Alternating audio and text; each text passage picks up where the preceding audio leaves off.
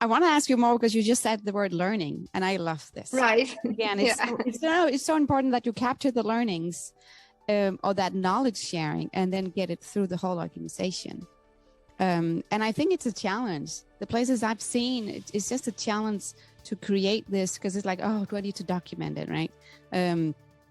Or do we create a lunch and learn, and that's where we share our learnings? Or there could be others saying, oh, I don't want to share I fail, right? I don't want to share that. So there's so much emotional around if it's a failure, is it a learning? So what's your experience around, how do you set up this knowledge sharing? Yeah, so I think knowledge sharing is important, but it's always important in the context of where that learning took place. So what we are saying is you need to have a idea graveyard to be able to check what was validated and how they validated it and what went wrong and why, right? So that you can share these kind of things.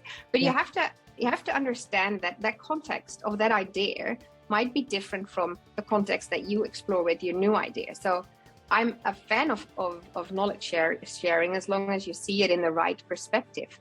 As far as failure goes and learning, I learned early on actually that failure is actually the best way to learn. So in our tool, for instance, that we use to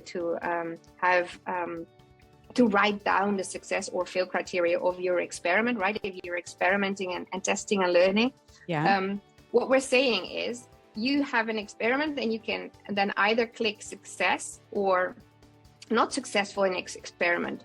And success is if you have a learning from the experiment. So you could have either validated or invalidated it, right? Which means that you have learned something.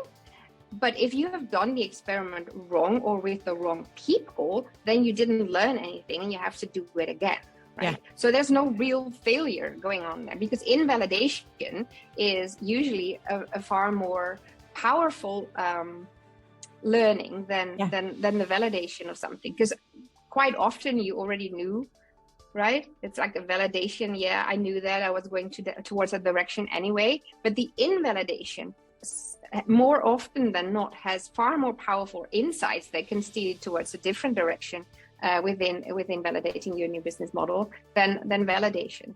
Thanks for listening to this episode of Mind Innovation Podcast. New episodes are dropping bi-weekly, so make sure you're following wherever you get your podcast.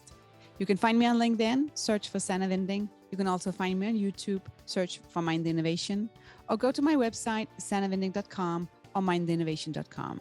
Stay curious, keep learning.